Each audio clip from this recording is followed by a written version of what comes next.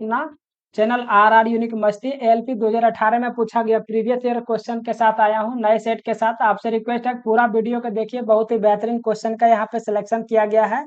वैसा क्वेश्चन को हम इसमें सेलेक्ट किए हैं जो बहुत क्या है, सभी क्वेश्चन में कुछ ना कुछ अच्छी चीज है, जो सीखने वाली चीज है, क्योंकि नॉर्मल क्वेश्चन तो सभी लोग बना लेते हैं। इसमें जो बहुत अच्छे अच्छे क्वेश्चन है उसको मैंने सेलेक्ट किया है।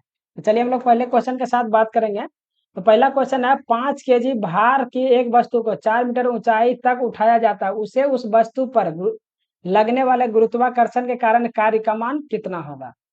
तो गुरुत्वाकर्षण के कारण कार्य का मान कितना होगा, तो हम लोग कैसे बना, क्या क्या दिया है, द्रव्यमान दे दिया है और ऊंचाई दिया है। तो इसका फॉर्मूला आप जानते हैं क्या होता है। तो जो कार्य बराबर हो जाएगा mgh। m हो गया द्रव्यमान, g हो गया आपका गुरुत्वीय त्वरण और h हो गया ऊंचाई। तो यहाँ पे कितना दिया है देख लीजिए, 5 kg दे दिया है आपका। और गुरुत्वीय त्वरण अगर कहीं भी मान नहीं रहे तो आपको हमेशा एग्जाम में दे दिया रहेगा, g बराबर आपको कितना लेना है, गुरुत्वीय त्वरण 10 लेना है। तो g बराबर 10 ले लेंगे। और हाइट कितना दिया है, तो 4 मीटर। अब सभी को गुना कर देंगे, कितना हो जाएगा 200। तो 200 जूल आ गया है, जूल होगा क्योंकि ये हमसे कार्य पूछ रहा है, तो मात्रक जूल होता है। बट आपको एक चीज यहाँ पे ध्यान रखनी है, जब भी गुरुत्वाकर्षण के विरुद्ध कार्य रहेगा, यहाँ पर काम देख रहे हैं वो किसके विरुद्ध है, तो गुरुत्वाकर्षण के विरुद्ध है, तो हमेशा कार्य किस में लिखेंगे, माइनस में लिखेंगे। 200 जूल होगा बट किस में होगा, माइनस में। तो राइट आंसर डी हो जाएगा। देखिए फर्स्ट ऑप्शन में भी दिया है, क्योंकि ये ओरिजिनल ऑप्शन है जो प्रीवियस ईयर में पूछा गया था। 200 जूल भी दिया है, तो एक थोड़ा सा बनाने के कारण भी, थोड़ा सा मिस्टेक के कारण भी आपका क्वेश्चन यहाँ पे गलत हो सकता है। तो ये सब चीज आपको ध्यान रखनी है, गुरुत्वाकर्षण के कारण, गुरुत्वाकर्षण के विरुद्ध जब भी काम रहेगा तो आपको माइनस में लिखनी है उसके आंसर। चलिए नेक्स्ट क्वेश्चन की ओर हम लोग बढ़ेंगे।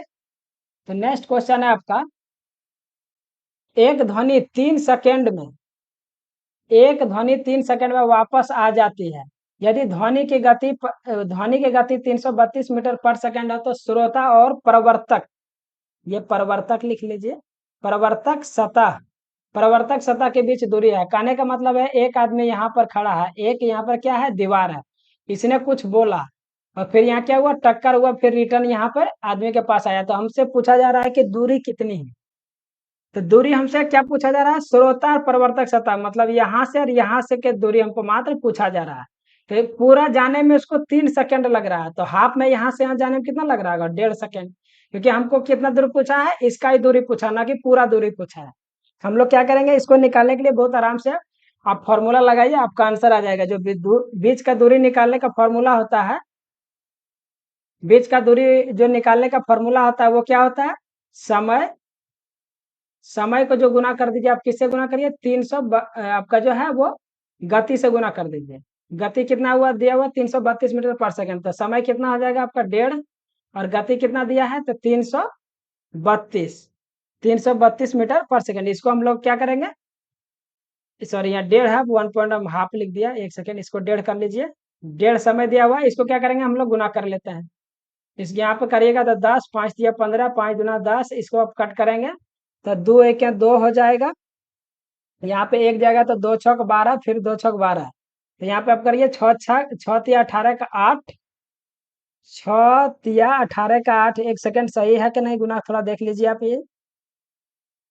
हाँ, तो इसका क्या आ जाएगा, 498 दूरी पर, 498 मीटर। बट देखिए यहाँ पे क्या है, 498 मीटर है। यहाँ पे एक भी ऑप्शन में देख लीजिए 498 नहीं है, तो कोई भी करेक्शन कर लीजिए, 513 को ही कट करके कितना कर लीजिए, 498 मीटर पर सेकंड। ये क्या है, ये आपका कैलकुलेशन सही है। दूरी बराबर जो होता है, कभी भी आपको अगर दूरी पूछे तो समय को गति को अगर गुना कर देंगे तो हम क्या मिल जाएगा, हमको दूरी मिल जाएगा। चलिए हम लोग नेक्स्ट क्वेश्चन की ओर चलेंगे। नेक्स्ट जो क्वेश्चन आपका आने वाला है, बहुत ही शानदार क्वेश्चन आ गया। ए स्क्वायर प्लस 1/a² बराबर 3 है, तो a³ प्लस 1/a³ बराबर क्या होगा। यहाँ पे देखिए आप लोग, बहुत लोग फॉर्मूला सभी याद करके रखा है।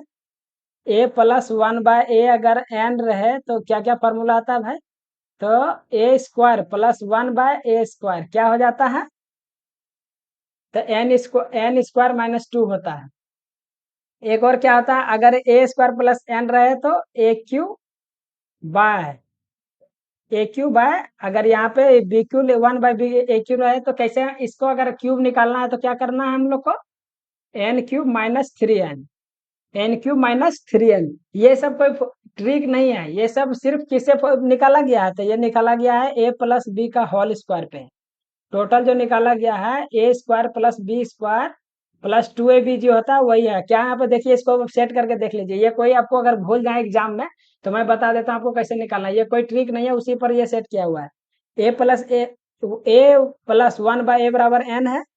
तो यहाँ पे क्या करेंगे हम लोग, ए और बी की जगह क्या है, ए की जगह ए है, बी की जगह 1/a है, यही है ना। तो हम लोग क्या सेट कर देंगे, क्या हो जाएगा a² और बी की जगह 1/a² है +2a, और ये आपका क्या हो गया b। तो यहाँ पे देखिए ये कट जाएगा तो क्या हो जाएगा, यहाँ पर जो कटने के बाद क्या हो जाएगा, a² +1/a² बराबर 2 हो जाएगा। अब पूरे का मान हमेशा जब भी आपसे क्वेश्चन में दिया रहेगा, मैंने n मान लिया, जैसे यहाँ पे देखिए कितना 3 दिया हुआ है, a² +1/a² है। यहाँ पर अगर आपको इस तरह से दिया जा रहा है, n दिया जाए तो क्या हो जाएगा, देखिए a² / 1/a² बराबर हो गया ना। सॉरी, अगर एक सेकेंड यहाँ पे ध्यान नहीं दिया, अगर यहाँ पे देखिए a1 यहाँ पे जब दिया रहेगा कैलकुलेशन निकालना है तो यह क्या करना है, स्क्वायर करेंगे तो दोनों साइड करेंगे ना, दोनों साइड करेंगे तो इसलिए यहाँ पर भी n² होगा। तो यहाँ पे क्या हो जाएगा, n² माइनस यही जो 2 आता है उधर जाके क्या हो जाता है, माइनस हो जाता है। तो आपको ये कोई ट्रिक नहीं है, बस आपको याद रखनी है कि इस तरह से निकाला जाता है। तो यहाँ पे आप देख सकते हैं कि वो हमसे नहीं पूछा जा रहा है, इस जितना आप देख रहे हैं ये सब लॉजिक है, क्योंकि ये कब लॉजिक काम करता है, जब a+1/a बराबर अगर कुछ दिया रहे, मतलब n या 1 2 3 4 कुछ भी, लेकिन यहाँ पर तो a² +1/a² a³ पूछा रहा है। यहाँ पे ये ट्रिक आपका काम करने वाला नहीं है। इसको कैसे बनाएंगे, ये थोड़ा बड़ा होगा बट बन जाएगा। देखिए इस लेवल का क्वेश्चन आपसे पूछा जा रहा है तो इस लेवल का आपको तैयारी भी करनी पड़ेगी। तो इसके लिए हम लोग क्या करेंगे, सबसे पहले देख लीजिए, इसको सॉल्व करने के लिए क्या दिया हुआ है, a² / 1/a² बराबर 3 है। अब क्या करना है हमको, हमसे सबसे पहले हमको निकालना है a/1/a। अगर ये निकलेगा तभी हम क्या कर सकते हैं, क्यूब निकाल सकते हैं। जब तक ये नहीं मालूम चलेगा हम क्यूब नहीं निकाल पाएंगे। तो निकालने के लिए क्या करेंगे, देखिए निकालने के लिए आप क्या कर सकते हैं, क्या करेंगे, दोनों तरफ 2 जोड़ देते हैं। दोनों तरफ क्या करिए, आप 2 को ऐड कर दीजिए। तो ये क्या, और ये भी देखिए आप लिख सकते हैं, a/1/a² +2, हम ये लिख सकते हैं क्या, आप बता दीजिए। ये लिख सकते हैं, क्यों लिख सकते हैं, क्योंकि a से a कट जाएगा और दो तो दोनों तरफ जोड़ा तो उसके लिए कोई प्रॉब्लम नहीं है। तो ये हम लिख सकते हैं, एकदम लिख सकते हैं। लेकिन आप एक चीज गौर किए होंगे कि यहाँ पे देखिए जो ये मैं लिख रहा हूँ इसका बराबर ये जो हो जाएगा बराबर 5। सर यहाँ पे कितना है, 2 है ना, तो ये कितना हो जाएगा, 5 होगा कि नहीं। अब देख लीजिए क्या है, a² + b² + 2ab पर ये सेट हो गया। a और b कितना है आप देख लीजिए, यहाँ पे देख सकते हैं कि a और b कितना दिया हुआ है, ए और बी यहाँ पर क्या है, ए भी है, a+1/a, ये तो मैंने अलग से सेट कर दिया इसको। तो इस तरह से लेवल को आपको सोचना आता है। कितना हो गया, a+1/a² बराबर 5 हो गया, ये हो गया ना। अब यहाँ से क्या कर सकते हैं, a+1/a बराबर लिख सकते हैं, क्योंकि स्क्वायर उधर जाएगा तो क्या हो जाएगा, ये रूट में हो जाएगा। जो कि हम सोच रहे थे वो चीज मेरे पास आ गया है। अब हम क्या फॉर्मूला लगा सकते हैं, क्योंकि मैं बोला था घन में जाना है तो क्या करना है, n³ - 3n कर देना है। बस आप क्या करना है वही फॉर्मूला, क्योंकि जब तक आपको ये नहीं मालूम नहीं होता तब तक हम आगे नहीं निकाल सकते थे। तो अब हम लोग क्या करेंगे, जस्ट इस पर सेट करिए, यहाँ पर कितना आ जाएगा, √5 का क्यूब हो जाएगा -3 × √5, यही होगा। अब क्या करेंगे हम लोग सॉल्व कर देंगे, √5 का क्यूब करेंगे तो कितना हो जाएगा, क्यूब करने इसको कैसे निकालेंगे, इसका मतलब यही है ना, √5 × √5 × √5, 3 बार लिखेंगे तो वही हो गया ना। क्योंकि यहाँ पर कंफ्यूजन हो सकता है तो मैं इसको थोड़ा और बढ़ा देता हूँ। तो देखिए क्यूब को कैसे लिख सकते हैं, √5 × √5 × √5 -3 √5। तो इसको आप सॉल्व कर दीजिए, √5 को √5 से गुना करिएगा कितना हो जाएगा, 5, और एक रूट तो रह जाएगा, तो 5 √5 -3 √5। अब 5 √5 में से 3 √5 घटाइएगा तो कितना हो जाएगा, 2 √5, जो कि आपका आंसर क्या आ गया 2 √5। किसमें, देखिए ऑप्शन नंबर बी आपका। तो सबसे पहले आपको ये जानना है कि ये देखिए थोड़ा सा इधर 2 भी जोड़ा हम दोनों तरफ, फिर ये आप अलग से अपने से लगाना पड़ेगा, सोचना पड़ेगा, क्योंकि हमको निकालना पड़ेगा a/1 + a, मतलब a² a + b का होल स्क्वायर के फॉर्मूला पर जब तक नहीं निकालेंगे तब तक ये सॉल्व आंसर नहीं होगा। तो आप समझ गए होंगे, अब नहीं है तो एक बार फिर से आप समझ लीजिए कि क्या करेंगे, दोनों तरफ 2 जोड़ दिया हूं मैं, क्योंकि हमको तो ये दिया है, तो यहाँ क्या किया, इधर भी 2 जोड़ दिया, इधर भी जोड़ दो, जो मतलब 2 जोड़ दिए, तो क्या हो गया 5 हो गया। इधर 1/a, तो यहाँ पे देखिए 2 ऐड किया, मैंने एक्स्ट्रा ये किया, a गुना 1/a कर दिया। क्यों? क्योंकि हमको a प्लस 1/a का हमको फॉर्मूला चाहिए था। तो क्योंकि देखिए ये आपका क्या गया, a square b square plus 2ab हो गया। उसके बराबर a क्या हो सकता है, a प्लस b का होल स्क्वायर। मैंने 5 फिर a प्लस 1/a निकाल दिया, फिर यहाँ पे क्या किए, क्यूब वाला फॉर्मूला निकाल के हम लोग निकाल लिए। चलिए हम लोग नेक्स्ट क्वेश्चन की ओर चलेंगे। 4 नंबर क्वेश्चन बोल रहा है, निम्नलिखित में से कौन सा गुण क्षार का नहीं है? कौन सा गुण क्षार का नहीं है? वे आम्ला के साथ प्रतिक्रिया करते हैं और उन्हें न्यूट्रल कर देते हैं। पहला ऑप्शन बोल रहा है। दूसरा ऑप्शन बोल रहा है, वे लाल लिटमस को नीले रंग में परिवर्तित करते हैं। वे नीले लिटमस को लाल रंग में परिवर्तित करते हैं, उनका स्वाद कड़वा होता है। मतलब बोल रहा है कि कौन सा ऑप्शन जो है वो क्षार का एक नहीं है, मतलब क्षार के ऑप्शन के अनुसार एक क्या गलत होगा। तो आप हमेशा याद रखिएगा इसमें क्या है कि नीले लिटमस को लाल कर देता है, ये आपका क्षार का नहीं है। ये किसका गुण है? ये अम्ल का गुण है। ये अम्ल का क्या करता है कि नीले लिटमस को लाल रंग में परिवर्तित करता है, वो अम्ल का गुण है। क्षार का गुण है कि लाल लिटमस को नीले में परिवर्तित करेगा, जस्ट उल्टा करता है वो। लाल लिटमस को किसमें परिवर्तित करता है? नीले में करता है। और भी याद रखना, मिथाइल ऑरेंज बहुत बार पूछा गया है, जो आपका क्वेश्चन ये मिथाइल ऑरेंज, मिथाइल ऑरेंज को भी सेम, मिथाइल ऑरेंज का जो है वो पीला कर देता है। क्षार कैसा कर देता है मिथाइल ऑरेंज को? क्षार जो है मिथाइल ऑरेंज को कैसा कर देता है? पीला कलर में बदल देता है। और जो आपका अम्ल है वो मिथाइल ऑरेंज को कैसा कर देता है? तो लाल कर देता है। तो ध्यान रखिएगा, दोनों बार क्वेश्चन पूछा गया है, वो कैसा करता है? तो लाल कर देता है। किसको? मिथाइल ऑरेंज को लाल कर देता है। नीले लिटमस को भी लाल कर देता है। कौन? तो अम्ल। और आपका क्षार क्या करता है? तो क्षार जो है वो नीले लिटमस, लाल लिटमस को नीले रंग में परिवर्तित करता है, मिथाइल ऑरेंज को पीला कर देता है। बहुत बार क्वेश्चन पूछा गया है, आप हमेशा ध्यान रखेंगे। और क्षार में कैसा आता है ये तो आपको दिया हुआ है। क्षार जो है स्वाद में वो क्या होता है? कड़वा होता है। और आप जान रहे कि जो अम्ल होता है, एसिड होता है, वो क्षार में कैसा होता है? खट्टा होता है, शोर होता है पूरा, ये खट्टा लगता है। चलिए हम लोग नेक्स्ट क्वेश्चन की ओर बढ़ेंगे। नेक्स्ट क्वेश्चन है आपका, टाइप ए श्रमिक, टाइप ए श्रमिक टाइप बी श्रमिकों से 2.5 गुना अधिक कुशल है। टाइप ए प्रकार के 12 श्रमिक किसी काम को 10 दिनों में पूरा करते हैं। उसी काम को टाइप ए से 4 श्रमिक और टाइप बी से 15 श्रमिक पूरा करने के लिए कितने दिन का समय लगाएंगे? ये देखिए बहुत अच्छा क्वेश्चन है, इसको कैसे सॉल्व करेंगे? तो सबसे पहले हम लोग क्षमता लिख सकते हैं। क्या दिया हुआ है? ए और बी। ए का क्षमता जो है वो टाइप श्रमिक बी से 2.5 गुना ज्यादा है, मतलब इसका 2.5 पे क्षमता है और इसका 1 है। ये क्या लिख रहा हूं मैं? ये क्षमता हम लोग लिख रहे हैं, क्योंकि सबसे ज्यादा इंपॉर्टेंट होता है टाइम वर्क का क्वेश्चन में। अगर आप क्षमता और क्षमता अगर आप निकाल लिए तो क्वेश्चन को बनाना बहुत इजी होता है। देखिए हम इसको कितना इजी से क्वेश्चन को सॉल्व करते हैं। ये 2.5 गुना है, क्या है? क्षमता किसका? ए का क्षमता जो है बी से 2.5 गुना है। किसका? तो ए का। तो अब हम लोग क्या अगला बोल रहा है कि टाइप ए प्रकार के 12 श्रमिक, यहाँ पे पूरा काम निकालना है। पूरा काम निकालनी है, आपका काम जो है वो 90% हो गया। पूरा काम कैसे निकालेंगे? तो हमेशा क्षमता समय को जितना क्षमता है, जितनी आदमी और समय को गुना कर देंगे तो पूरा काम निकल जाएगा। इससे पहले भी मैं प्रीवियस ईयर सेट में बहुत अच्छा अच्छा क्वेश्चन में टाइम वर्क पे बनाया। तो पूरा काम निकालने के लिए हम क्या करेंगे? क्षमता। तो कौन कर रहा है? ए प्रकार का काम कर रहा है ना, तो उसी का क्षमता कितना है? 2.5 गुना। तो 2.5 गुना पहले क्षमता लिख लेते हैं। कितना श्रमिक है?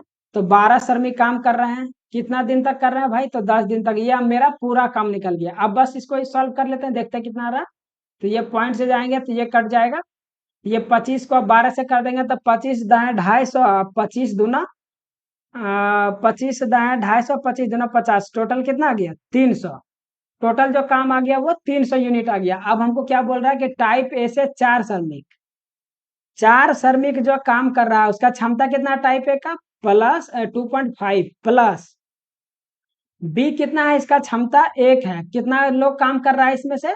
तो 15 लोग काम कर रहा है। कितना लोग काम कर रहा है? तो 15 लोग इसमें काम कर रहा है। कितने दिन में काम करेगा? टोटल जो काम करेगा, क्योंकि मैं अभी क्या बताऊं, काम जब भी निकालना है तो क्षमता और जितना आदमी हर समय का गुना करेंगे तो वो पूरा काम निकल जाएगा। तो यहाँ पे देखिए क्षमता दिया हुआ, आदमी भी दिया है, समय नहीं जानता है, दिन नहीं जान रहा है कितना दिन है, तो दिन मान लेते हैं डी, इतना बराबर सभी बराबर, मैंने क्या बोला टोटल काम, तो टोटल काम कितना दिया हुआ है 300 काम, क्योंकि वही काम तो कर रहा है जो ए ने 10 दिन में पूरा कर रहा है, वही टाइप ए से 4 और बी से 15 काम वही सेम काम को कर रहा है, तो काम वही कितना है 300। इसको हम सॉल्व कर लेते हैं तो कितना हो जाएगा 25 चौके 100, तो यहाँ पे हो जाएगा 10 प्लस 15 और गुना डी बराबर 300। इसको सॉल्व कर दिए 25 और करेंगे तो ये कितना हो जाएगा 25, 25 को आप करें, इसको कट कर दीजिए 25 एक 25 अब 25 दूना 50, तो डी बराबर मेरा कितना दिन आ गया 12 दिन।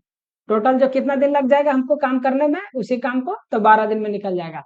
आप हमेशा याद रखिए क्षमता, आदमी और समय अगर आप जानते हैं तो बहुत आराम से आप क्वेश्चन का आंसर कर देंगे। चलिए हम लोग नेक्स्ट क्वेश्चन की ओर बढ़ेंगे। तो नेक्स्ट क्वेश्चन जो आपका है, पूलक और मेंजा, पूलक और मेंजा के पास उपलब्ध कंचों की संख्या 5:9 था, जबकि जयराम और मेंजा के पास उपलब्ध कंचों की संख्या 7:18 था। पूलक और जयराम के पास उपलब्ध कंचों की संख्या कितना है? ये तो हम अनुपात का क्वेश्चन है, बहुत इजी है। कौन है भाई? पहले पी से पूलक मान लेता हूँ और एम से मेंजा, इसका अनुपात दिया है 5:9। दूसरा बोल रहा है कौन सा? जयराम और मेंजा, तो देखिए मेंजा दोनों में कॉमन दिख रहा है, यहाँ भी मेंजा है यहाँ भी मेंजा है, तो मेंजा को कॉमन कॉमन लिख देता हूँ, ये यहाँ पे उल्टा लिख देता हूँ, इधर जयराम में लिख देता हूँ जयराम, तो जयराम का कितना है अनुपात 18, सॉरी जयराम का अनुपात कितना है 7, क्योंकि ये फर्स्ट वाला है। और आपका मेंजा का अनुपात यहाँ पर कितना है 18। तो देखिए दोनों केस में क्या है, यहाँ पे देख सकते हैं, तो मेंजा तो दोनों केस में बराबर होना चाहिए, लेकिन यहाँ पे देख रहे हैं 18 यहाँ 9 है। इसको 18 बनाने के लिए क्या करेंगे, इसमें 2 से गुना करेंगे, तो यहाँ भी क्या होगा, क्योंकि अनुपात में अगर किसी एक को चेंज करते हैं तो दूसरे को भी चेंज करना है। तो ये टोटल अब कितना हो जाएगा 10 हो जाएगा, और ये भी 18 हो गया। तो अब जो अनुपात निकल गया, पुलजा का कितना निकल गया 10, मेंजा का कितना हो गया 18, और जयराम का कितना है 7। तो जो हमसे किससे पूछा जा रहा है क्वेश्चन में, ये तीनों का निकाल दिए। अब जिससे पूछ रहा है उसका आंसर कर देंगे पूलक, तो पूलक का 10 है, और किसका पूछ रहा है और जयराम का, तो जयराम का कितना हो जाएगा 7, 10 और 7। यहाँ पे ऑप्शन 10 × 10 लिखा गया, ये क्या कर लीजिए अब चेंज कर लीजिए, 10 अनुपात कितना हो जाएगा आपका आंसर जो हो जाएगा 10:7, जो राइट आंसर हो जाएगा 10:7 किसका? पूलक और मेंजा का। ये बहुत इजी क्वेश्चन था। चलिए हम लोग नेक्स्ट क्वेश्चन की ओर बढ़ते हैं। नेक्स्ट क्वेश्चन है, निम्नलिखित में से कौन सा जानवर में पाए जाने वाला हार्मोन नहीं है? बहुत अच्छा क्वेश्चन है। इंसुलिन, ऑक्सिन, थायरॉक्सिन या एड्रेनलिन। बोल रहा है कौन सा ऐसा हार्मोन है जो जानवर में नहीं पाया जाता है? तो इसका जो राइट आंसर हो जाए ऑक्सिन जो होता है आपका, ऑप्शन नंबर बी, ये किसमें नहीं पाया जाता है? ये आपका जानवरों में नहीं पाया जाता है। जानवरों में क्या पाया जाता है? Insulin, thyroxine, adrenaline. देखिए जो जानवर में पाया जाता है वही लगभग सभी हार्मोन क्या होता है मनुष्य में भी पाया जाता है, क्योंकि वही सभी सब क्या होता है हार्मोन मनुष्य में भी पाया जाता है। ऑक्सिन जो होता है, पहले मैं ऑक्सिन के बारे में बता दूं थोड़ा, तो जो ऑक्सिन पाया जाता है ये पादप हार्मोन है, मतलब पेड़ में पाए जाने वाला हार्मोन है, पादप हार्मोन है। कौन सा? आपका पादप हार्मोन है ऑक्सिन। इसका क्या काम है? तो ये बढ़ाना का, जो पेड़ का लंबाई बढ़ता है, लंबाई को बहुत बार पूछा गया, आप याद रखेंगे, पेड़ का लंबाई में जो वृद्धि करता है वो कौन सा हार्मोन का, कौन सा हार्मोन के कारण? तो ऑक्सिन हार्मोन के कारण। ऑक्सिन हार्मोन फसलों के पत्तियों और फलों के गिरने से भी बचाता है। ये क्या करता है ऑक्सिन हार्मोन? जो पत्ती होता है उससे भी गिरने से बचाता है और फल को भी गिरने से बचाता है। आपका इंसुलिन, थायरॉक्सिन और एड्रेनलिन, ये 3 तरह का हार्मोन है, इसमें एथिलीन को भी ऐड कर लीजिए। ऑक्सीटो, इसमें जो जो पाया जाता है जानवरों में पाए जाने वाला इंसुलिन, थायरॉक्सिन, एड्रेनलिन और आपका रिलैक्सेसिन, रिलैक्सेसिन ये भी पाया जाता है जानवर में, और क्या मनुष्य में भी पाया जाता है रिलैक्सेसिन। और आपका क्या प्रोजेस्टेरॉन, प्रोजेस्टेरॉन ये सब क्या पाया जाता है जानवर में भी पाया जाता है प्रोजेस्टेरॉन। और आपका मुख्य हार्मोन क्या है? वेसोप्रेसिन, वे वेसोप्रेसिन, ये भी जानवर, ये भी किसमें पाया जाता है?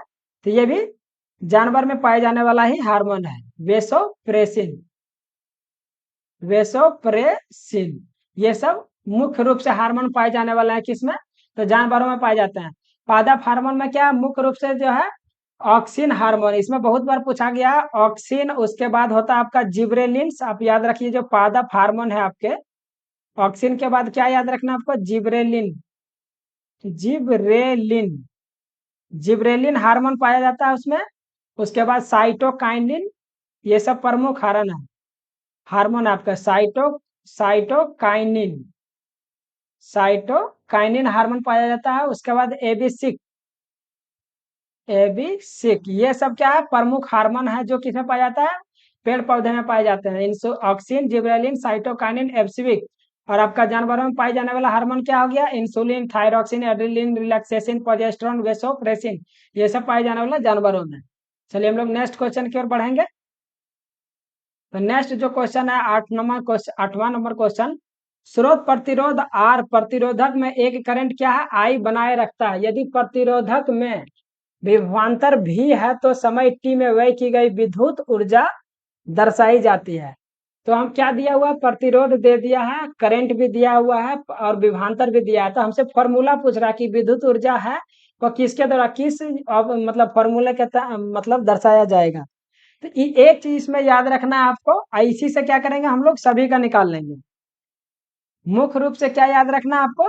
एक चीज इसमें यहाँ पर आपको याद रखना है, आप ये याद रखेंगे कि जो विद्युत ऊर्जा बराबर, जिसको डब्लू हम लोग लिखेंगे, डब्लू बराबर होता है सबसे पहले V square T by, V square T by R, V square T by R. T यहाँ पर क्या है? समय है। वी हो गया विभवांतर, आर हो गया आपका प्रतिरोध।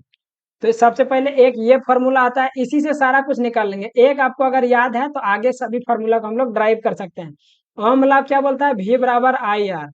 ये किसके अनुसार? ओम लाभ जो बोलता है, ओम का फॉर्मूला क्या आता है? वी बराबर आई आर। तो बस सेट कर देंगे हम लोग। डब्ल्यू बराबर ये भी लिख सकते हैं, वी की जगह क्या लिख सकते हैं? I R. तो क्या हो जाएगा यहाँ पे? आई और आर क्या होगा? दोनों पर स्क्वायर होगा, क्योंकि पूरे आपका वी पर स्क्वायर है, गुना क्या हो जाएगा? टी बटे नीचे आ जाएगा आर। आर से आर क्या है? एक कट जाएगा, तो यहाँ पे क्या लिख सकते हैं? ये भी लिख सकते हैं, ये भी फॉर्मूला आ जाएगा आई स्क्वायर आर टी। ये भी एक फॉर्मूला होगी आपका क्या? ऊर्जा निकालने का। एक और चीज कर सकते हैं आप, एक और क्या बदल देंगे हम लोग? तो यहाँ पर क्या कर देंगे इस बार जो है, आर जो है यहाँ पर वी स्क्वायर टी, आर की जगह ही चेंज करेंगे। आर बराबर क्या लिख सकते हैं? We bye I. आर की जगह क्या लिख सकते हैं? वी बाय आई। आई कर देंगे तो ऊपर चल जाएगा, वी से भी एगो कट जाएगा तो क्या हो जाएगा? V I T.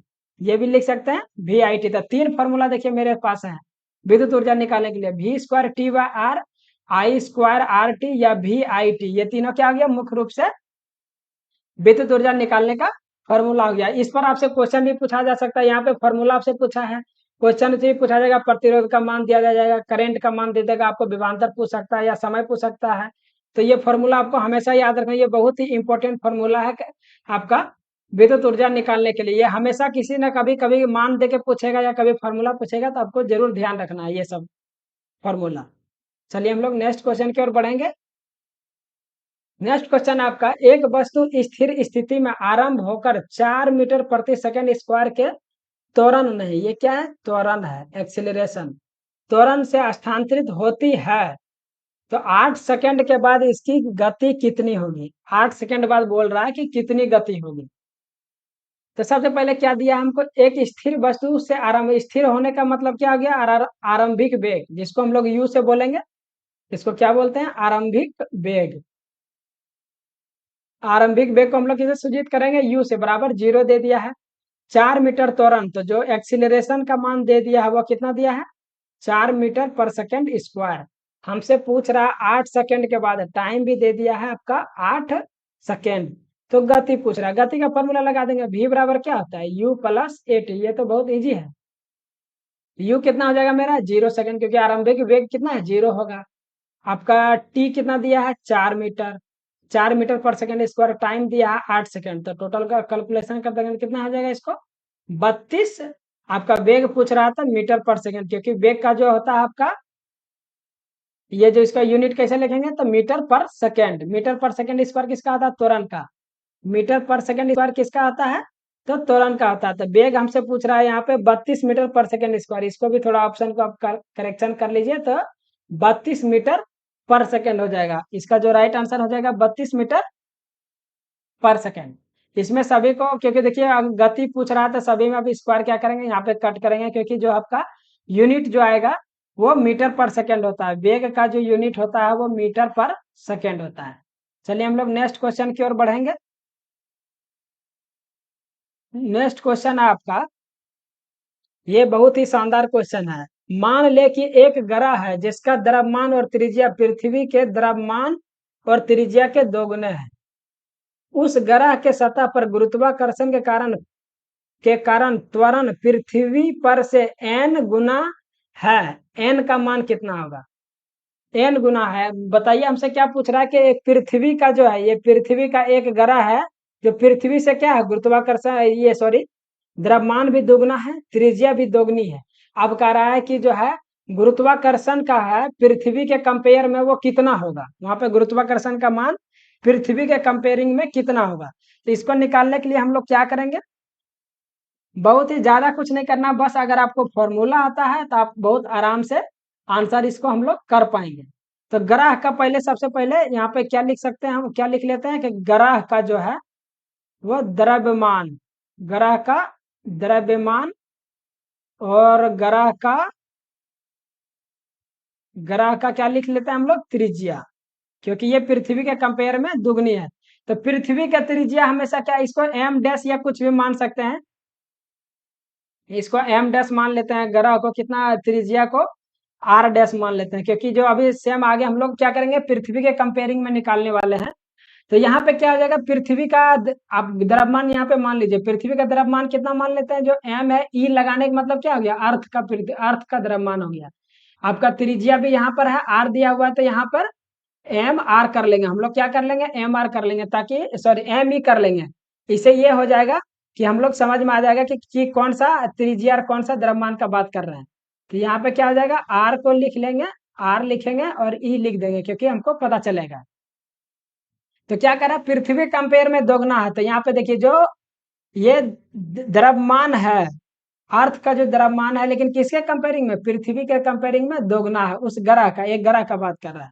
त्रिज्या भी कितना हो जाएगा, त्रिज्या भी दोगुनी है। बस अब हमको फॉर्मूला निकाल देना है।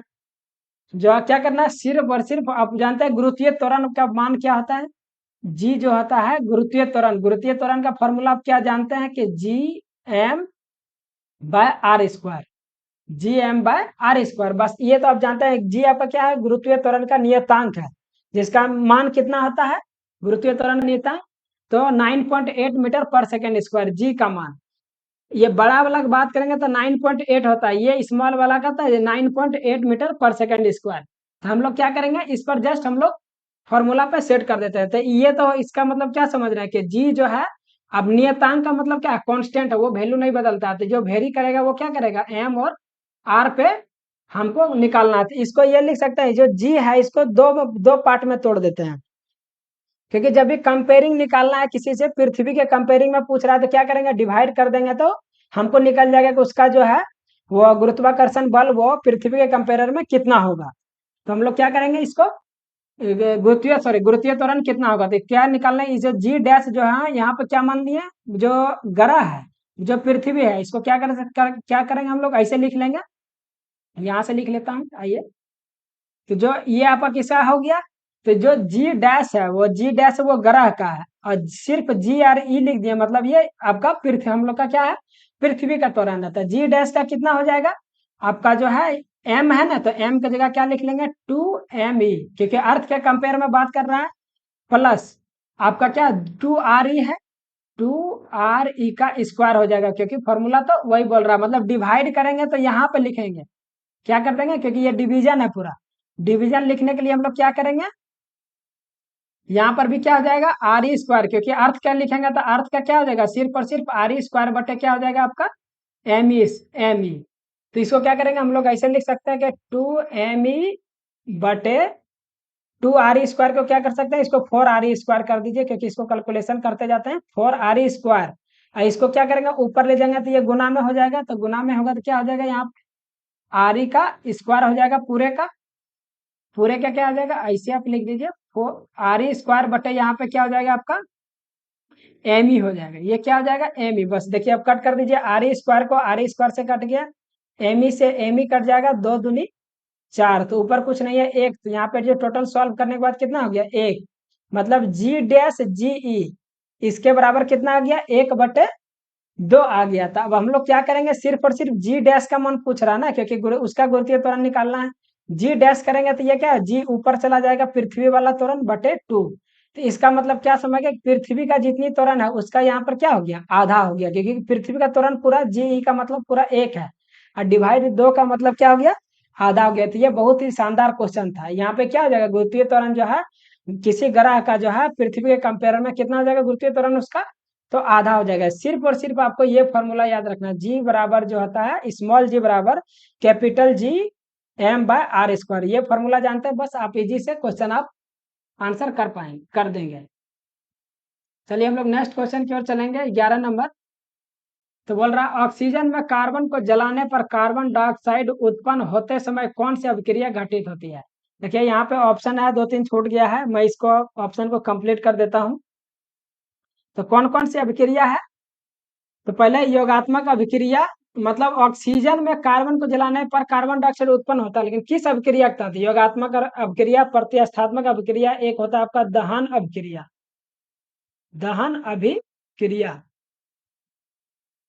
और एक नन कर लीजिए। क्या करेंगे, क्योंकि आंसर जो होगा आपका दहन अभिक्रिया होगा, आंसर जो क्या हो जाएगा दहन अभिक्रिया होगा।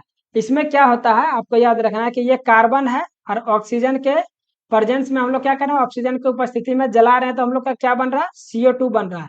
ये जो क्रिया पूरा होता है इसी को हम लोग क्या बोलते हैं दहन, इसी को क्या बोलते हैं दहन अभिक्रिया के तहत ये पूरा प्रक्रिया होता है। तो ये चीज आपको ध्यान रखने हैं। चलिए हम लोग नेक्स्ट क्वेश्चन की ओर चलेंगे। नेक्स्ट क्वेश्चन है, एक समचतुर्भुज का क्षेत्रफल 24 मीटर क्षेत्रफल है, 24 मीटर स्क्वायर है, और इसके एक विकर्ण की लंबाई 8 मीटर है। समचतुर्भुज के प्रत्येक भुजा की लंबाई कितनी होगी। तो क्या पूरा है समचतुर्भुज है, हम लोग क्या करेंगे एक समचतुर्भुज बना लीजिए। एक सबसे पहले समचतुर्भुज बना ले, उसके बाद क्या कर रहा है कि विकर्ण दिया है, ये 2 विकर्ण हो गया आपका, क्या हो गया एक विकर्ण ये हो गया और दूसरा विकर्ण आपका ये हो गया। आप कुछ भी नाम दे सकते हैं, इसको नाम दे दीजिए ABCD, यहाँ पे पॉइंट O लिख दीजिए। अब क्या बोल रहा है कि फिर क्षेत्रफल दिया है 24 मीटर स्क्वायर, तो एक विकर्ण दिया है, तो सबसे पहले जानते हैं इसका फॉर्मूला जो होता है समचतुर्भुज का क्षेत्रफल। समचतुर्भुज का क्षेत्रफल निकालने के लिए अब क्या करेंगे, समचतुर्भुज का जो क्षेत्रफल बराबर होता है हाफ गुना दोनों विकर्णों का गुणनफल। क्या होता है दोनों विकर्णों का गुणनफल, दोनों विकर्णों का गुणनफल, मतलब दोनों विकर्णों का गुणनफल होता है यहाँ पे। तो समचतुर्भुज का क्षेत्रफल दे दिया, कितना दिया है 24 दिया है, हाफ गुना एक विकर्ण दे दिया कितना है 8, दूसरा विकर्ण कुछ भी मान लेते हैं D2 मान लेते हैं, इसको सॉल्व कर दिया 2 चौक 8 6 चौक 24, तो दूसरा जो विकर्ण आ जाएगा वो कितना आ गया 6 मीटर आ गया, दूसरा विकर्ण आ गया 6 मीटर। मतलब एक विकर्ण जो है यहाँ से यहाँ तक कितना दिया हुआ, पहले क्वेश्चन में दिया था 8 मीटर दिया है, दूसरा विकर्ण हम लोग क्या आ गया आंसर अभी 6 मीटर।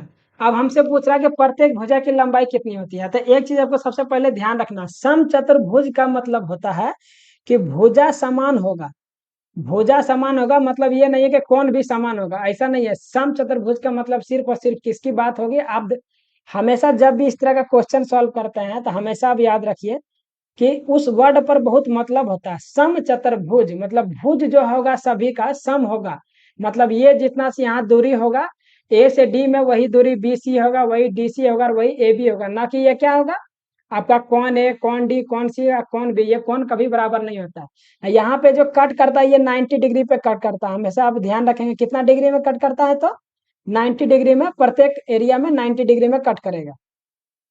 तो यहाँ से यहाँ तक दिया हुआ, क्या दिया हुआ एक बार फिर से मैं एक बार आपको बना देता हूँ।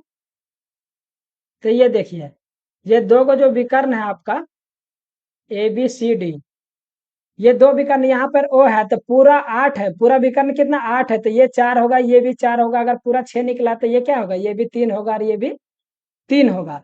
तो यहाँ पे क्या बोल रहा हूँ मैं, समलंब बोला हम, मैं बताया कि यहाँ पे क्या बनता है, समकोण त्रिभुज बनता है 90 डिग्री। तो ये क्या हो गया आपका 90 डिग्री बनने का मतलब हो गया ये आपका हाइपोटेनियस, क्योंकि सबसे बड़ा एंगल ये आपका भुजा यही हो गया, ये आपका लंब हो गया, ये आधार हो गया। तो यहाँ पे हाइपोटेनियस निकालने के लिए क्या करेंगे, 3 का स्क्वायर प्लस 4 का स्क्वायर, कितना आ जाएगा, 3 तिया 9 और आपका 4 चौक 16 पूरा हो जाएगा 25। इसको बाहर निकालिएगा तो कितना हो जाएगा 5 मीटर। ये तो इसका मतलब है जो भुजा निकलिएगा वो कितना निकल गया 5 मीटर। ये 5 होगा तो ये भी कितना होगा, सभी 5 ही होगा। इसका जो राइट आंसर हो जाएगा वो कितना हो जाएगा 5 मीटर, क्योंकि प्रत्येक भुजा की लंबाई पूछ रहा था। प्रत्येक भुजा की लंबाई कितनी हो जाएगी 5 मीटर। आपको ध्यान रखना है बस ये, आपको समचतुर्भुज का फॉर्मूला विकर्णों के अनुसार रखना है कि हाफ गुना दोनों विकर्णों का गुणनफल होता है। एक विकर्ण दिया था मैंने सेट करके इसको पूरा सॉल्व कर दिया। चलिए हम लोग नेक्स्ट क्वेश्चन की ओर बढ़ेंगे। तो नेक्स्ट क्वेश्चन है आपका, मैगडेलेन नदी दक्षिण अमेरिका की सबसे बड़ी नदी घाटी में से एक है, यह किस देश से होकर बहती है, कौन सा नदी, तो मैगडेलेन नदी जो है वो कौन सा है, कौन सा कॉन्टिनेंट में, महादेश में, तो दक्षिण अमेरिका में सबसे बड़ी नदी घाटी है। यह किस देश से होकर बहती है, ब्राजील, कोलंबिया, चिली, अर्जेंटीना। तो इसका जो राइट आंसर होगा वो क्या होगा, मैगडेलेन जो एक नदी है वो अर्जेंटीना से होकर क्या होती है, बहती है। और अर्जेंटीना का आपको याद रखना है कि राजधानी कहाँ होता है, सॉरी राजधानी कहाँ पर है अर्जेंटीना का, ये भी आपको ध्यान रखना चाहिए। अर्जेंटीना की राजधानी आपको भी ध्यान रखनी है। तो अर्जेंटीना की राजधानी होता है ब्यूनस आयर्स है, ब्यूनस आयर्स, ये अर्जेंटीना की राजधानी आई। वहां पर जो मुद्रा चलती है वो क्या चलती है, अर्जेंटीना पीसो, अर्जेंटीना पेसो चलता है वहां का। आपका क्या बोल रहा है कि अर्जेंटीना है, ब्राजील का जो है ब्राजीलिया राजधानी है, तो ये भी याद रखना है आपको ध्यान। और दक्षिण अमेरिका के सबसे बड़ी नदी जो है वो क्या है, अमेजन, सबसे बड़ी नदी है वो अमेजन है। दुनिया के भी सबसे बड़ी नदी अमेजन है। लंबी नदी बोलेगा तो वो क्या हो जाएगा आपका, नील नदी। सबसे लंबी नदी वो क्या हो जाएगा, नील नदी। अगर बड़ी नदी की बात करेगा तो वो क्या हो जाएगा, अमेजन नदी है। और नील नदी दुनिया का सबसे लंबी नदी है। और बोलेगा दक्षिण अमेरिका का, दक्षिण अमेरिका महादेश में सबसे बड़ा शहर कौन सा है, आपसे ये भी क्वेश्चन पूछा जा सकता है। तो रियो डी जेनेरियो, क्या है, रियो डी जेनेरियो, जेनेरियो आपको याद रखना है, बहुत ही इंपॉर्टेंट क्वेश्चन है। पूछा जा सकता है कि दक्षिण अमेरिका के सबसे बड़ा, जो सभी देश में जितना भी दक्षिण अमेरिका में सबसे बड़ा जो शहर वो क्या है, रियो डी जेनरियो। ये भी क्या है, ये ब्राजील में है। ब्राजील का राजधानी ब्राजीलिया, बट ये जो शहर है वो कहाँ पर है, ये आपका जो शहर है वो ब्राजील में है। तो इस तरह से आपको टॉपिक वाइज पढ़ना है, ताकि कहीं से क्वेश्चन पूछे तो आप एग्जाम में क्या कर सके, आराम से क्वेश्चन का आंसर कर सके। रहेगा क्वेश्चन है अर्जेंटीना के जो वहां पे विस्तृत घास का मैदान है, घास का मैदान जो है अर्जेंटीना में, ये भी बहुत बार पूछा गया है। अर्जेंटीना में घास का मैदान है उसको क्या बोला जाता है, पंपास।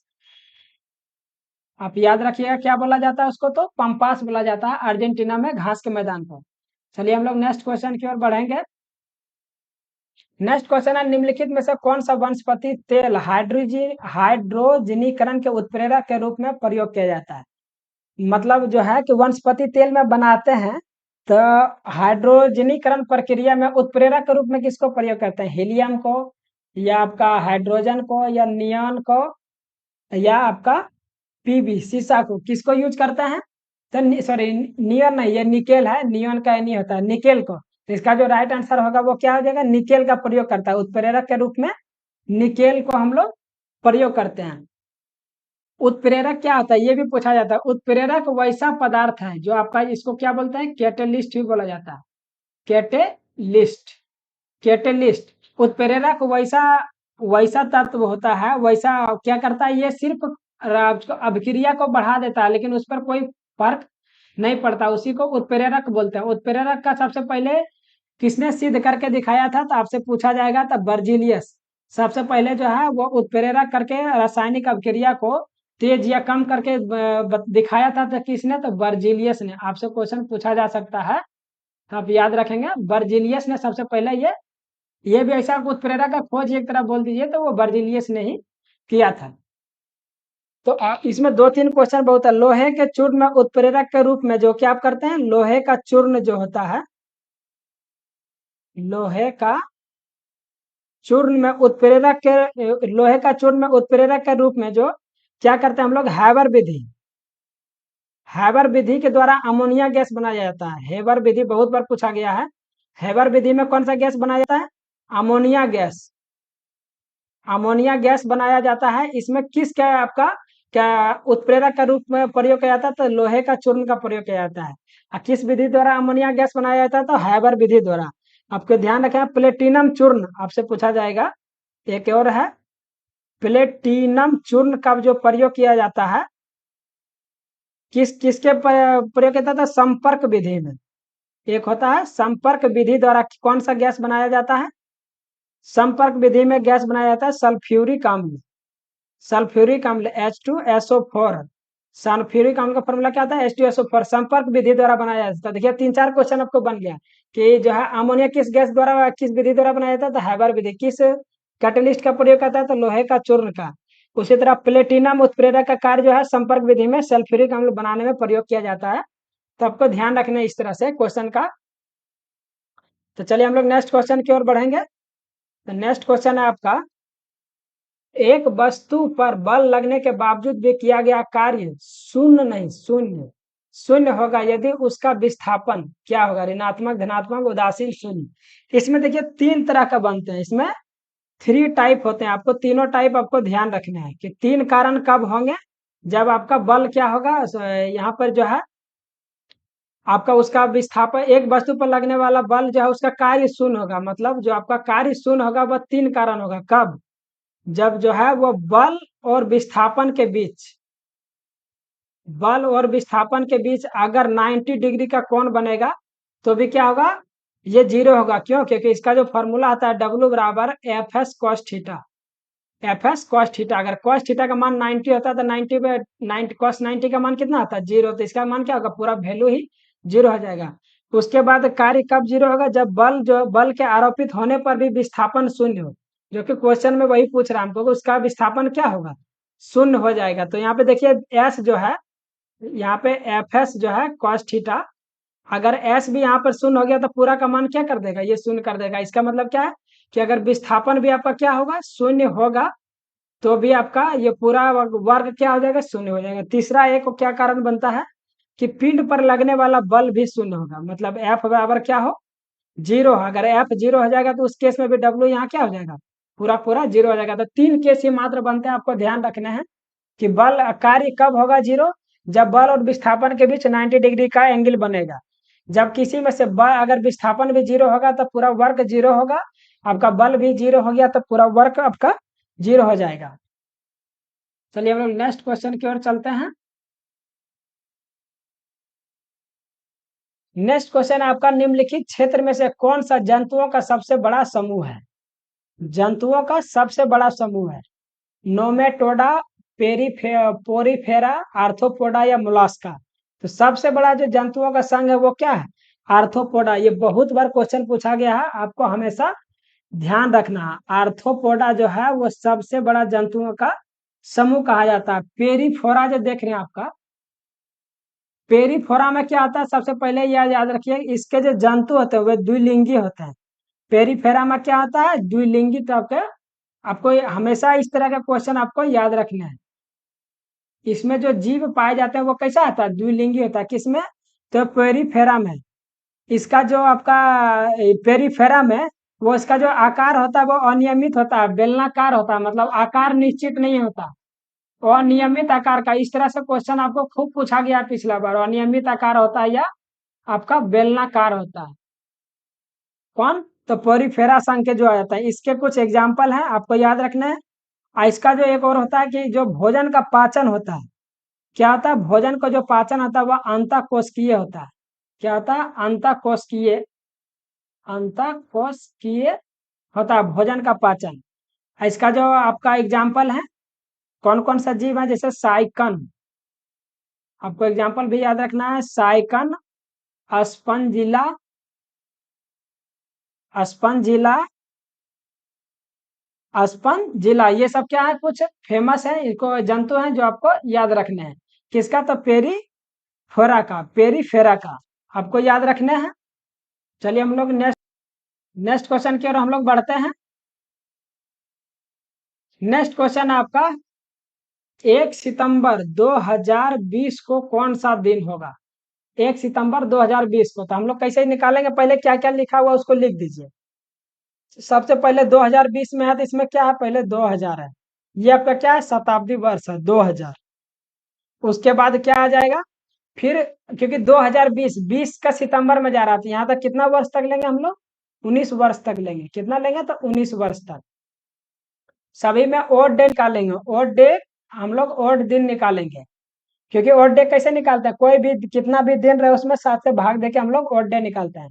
और दूसरा क्या है? 19 वर्ष होगा। दूसरा जो है 20वां वर्ष में सितंबर तक है, तो 20वां सितंबर तक हमको सभी का ऐड करना पड़ेगा। तो कैसे ऐड करेंगे? तो जनवरी चलेंगे क्योंकि ये देखिए आपका क्या है, आपका लीप ईयर है, तो जनवरी आपका यहाँ से चलेंगे तो 31 दिन हो गया जनवरी का। फरवरी का 29 दिन होगा क्योंकि ये आपका 2020 लीप ईयर है। फिर आपका मार्च कितना हो गया? 31 दिन का हो जाएगा आपका। और आपका ये हो जाएगा 31 दिन का। उसके बाद हम लोग बात करेंगे मार्च के बाद अप्रैल हो गया 30 दिन का। अप्रैल के बाद मई 31 दिन। अप्रैल के बाद मई फिर 30 होगा। ये जनवरी फरवरी मार्च अप्रैल मई, और ये क्या हो गया? जून 30, और जुलाई हो जाएगा 31। आपका जुलाई के बाद अगस्त भी हो जाएगा 31। और आपका लास्ट में 1 सितंबर, मतलब एक दिन ही बात करेंगे। तो ये क्या हो गया? जनवरी का, फरवरी का, मार्च का, अप्रैल का, मई का, जून का, जुलाई का, अगस्त का और सितंबर का। सभी दिन होते हैं, सभी का दिन निकालनी है कि किस महीने में कितना दिन होते हैं। तो क्या करेंगे? पूरा को ऐड नहीं करेंगे, यहाँ से सभी में ओड डे निकालना है ना, 7 से डिवाइड देते जाइए। इससे क्या होगा? छोटा हो जाएगा। 7 7 चौक 28, यहाँ पे कितना बच जाएगा? 3। यहाँ सभी में 7 से दीजिए। 7 चौक 28, 1 बच जाएगा। 7 चौक 28, यहाँ पे 3 बचेगा। 7 चौक 28, यहाँ पे 2 बचेगा। 7 चौक 28, यहाँ पे 3 बचेगा। 7 चौक 28, यहाँ पे आपका 2 बच जाएगा। इसमें भी देंगे 7 चौक 28 तो 3 बचेगा। यहाँ भी 3 बच जाएगा। और ये आपका लास्ट में क्या है? 1 ही है। तो आप ऐड करते जाइए। 3 1 4, 3 7, 7 और 2 9, 3 12, 12 और 2 14, 14 और 3 हो गया आपका 17, 3 20 और 21। टोटल ये, और यहाँ पे कितना दिन आ गया? ओड डे 21 दिन। 21 दिन में फिर क्या करेंगे हम लोग? 7 से डिवाइड दे देंगे। मतलब यहाँ पे ओड डे कितना आ गया? 0। मतलब इसमें पूरा ओड डे 0 आ गया। 19 वर्ष में अब देखिए, 19 वर्ष का बात करेंगे 2001 2002 से, तो 2000 जो 4 है वो लीप ईयर होगा। 2008 लीप ईयर है। 2012 लीप ईयर है। 2016 लीप ईयर है। तो लीप ईयर कितना आ जाएगा? कुल 4 है। तो 19 वर्ष तो होगा, क्योंकि 4 ये क्यों ऐड किए? क्योंकि जो उसमें 29 दिन का फरवरी होता है, इसलिए 4 दिन और ऐड करना पड़ा।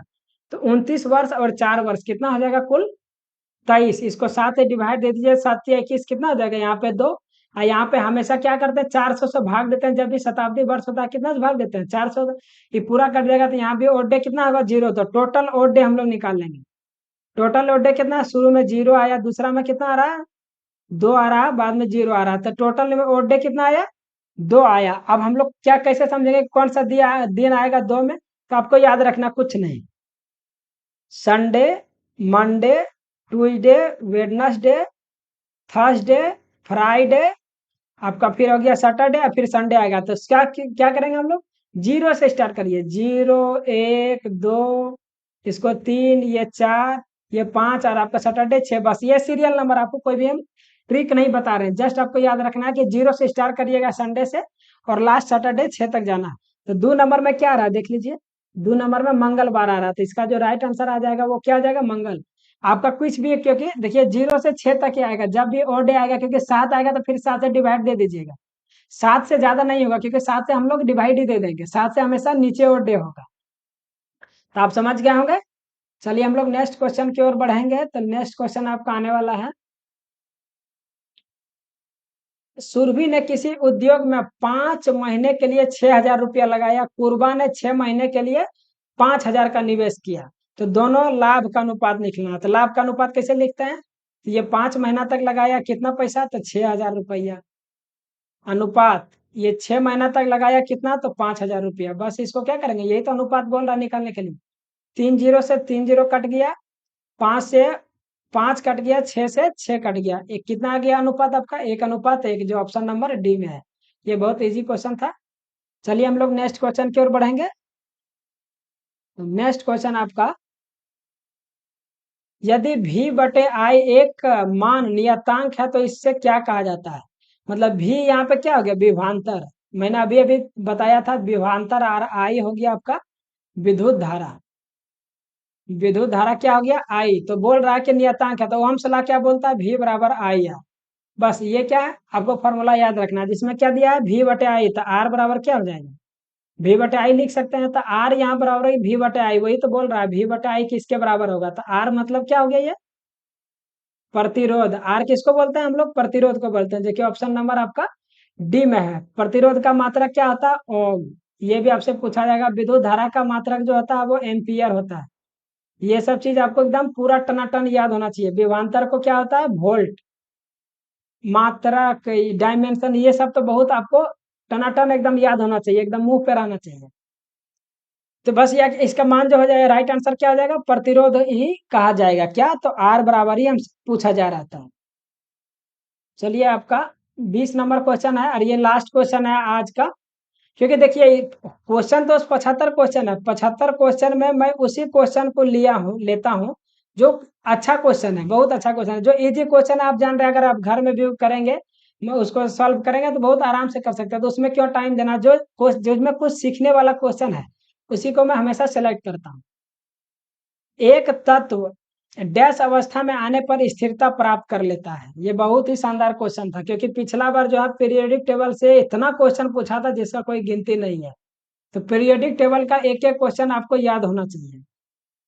ये पीरियोडिक टेबल से ही क्वेश्चन है। बोल रहा है एक तत्व जो है कब स्थिरता प्रदान करता है, मतलब वो है कोई भी क्रिया नहीं करेगा, मतलब अक्रिय हो जाएगा कब, तो जब वो दो ही स्थिति में होता है। या तो डुप्लेट मतलब होता है दो, डुप्लेट मतलब दो, और अष्टक मतलब कितना होता है, 8।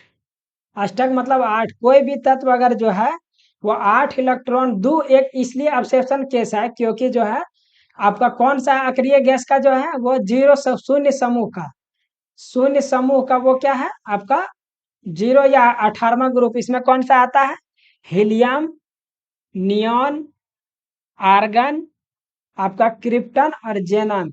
ये सभी क्या है, अक्रिय गैस है, ये किसी से क्रिया नहीं कर सकता। इसको छोड़ के देखिए, इसका अंतिम क्या है आपका दो तत्व, इसके भी अंतिम में 8 इलेक्ट्रॉन है। आर्गन का भी 8 है, क्रिप्टन का भी 8 है, जेनन का भी 8। तो यहाँ पर तभी स्थिरता प्राप्त करता है। ये सभी क्या अक्रिय तत्व है। ये कब अक्रिय बोला गया है, क्योंकि ये सभी का किसी से क्रिया ये नहीं करता है। और शून्य वर्ग को क्या बोला जाता है, गैसों का, गैस का तत्व, ये गैस का वर्ग बोला जाता है। क्या बोला जाता है इसको, सर्वाधिक गैसीय तत्व किस में हो जाता है, तो शून्य वर्ग में। सबसे ज्यादा इस तरह से क्वेश्चन खूब पूछा गया है कि सर्वाधिक पूछ देगा कि सर्वाधिक गैसीय जो है वो गैस का आपका गैस का वर्ग कौन सा आता है, शून्य वर्ग। कौन सा, शून्य वर्ग। आपसे पूछा जाएगा कि सर्वाधिक विद्युत ऋणात्मक तत्व कौन है, तो फ्लोरीन। सब सर्वाधिक विद्युत ऋणात्मक तत्व कौन है, फ्लोरीन। सबसे प्रबल ऑक्सीकारक क्या है, वो भी क्या है, फ्लोरीन है आपका। न्यूनतम आयनन विभव वाला तत्व क्या है, सीजियम। न्यूनतम वैभव वाला आयतन कौन है, सीजियम। इस तरह का आपको क्वेश्चन याद ही रहना चाहिए। सर्वाधिक आयनन विभव बोल देगा तो क्या हो जाएगा, हीलियम। सर्वाधिक आयनन विभव वाला तत्व क्या हो जाएगा, हीलियम। पीरियोडिक टेबल से और कुछ इंपॉर्टेंट है जो आपको याद रखना है। आवर्त पूछेगा कितना हो जाएगा, 7। वर्ग टोटल कितना है, 18 है। टोटल वर्ग 18 है और आवर्त आपके 7 है। टोटल 7 आवर्त। और कौन ऐसा धातु है जो क्या है, वो द्रव अवस्था में पाया जाता है, तो आप जानते होंगे क्या है, पारा। और कौन सा धातु जो द्रव अवस्था में पाया जाता है, तो ब्रोमीन। ये सब क्वेश्चन तो बहुत ही हाईलाइटेड है जो आपको याद ही रखना है। और भी बहुत सारा क्वेश्चन है इसमें, जो इसके लिए क्या है, एक स्पेशल चैप्टर ही पीरियोडिक टेबल से, मैं बहुत जल्दी उस पर अभी काम कर रहा हूँ। पीरियोडिक टेबल में जितने भी क्वेश्चन अभी तक पूछे गए सभी को कवर कर लेंगे। और आप लोग कमेंट करके बताइए कि आपको कैसा लगा ये, तो आपका कैसा लगा ये पूरा। और आपसे रिक्वेस्ट है कि पूरा वीडियो को देखिए, और नेक्स्ट वीडियो में फिर आपसे कल मिलते हैं। तब तक ये थैंक यू वेरी मच।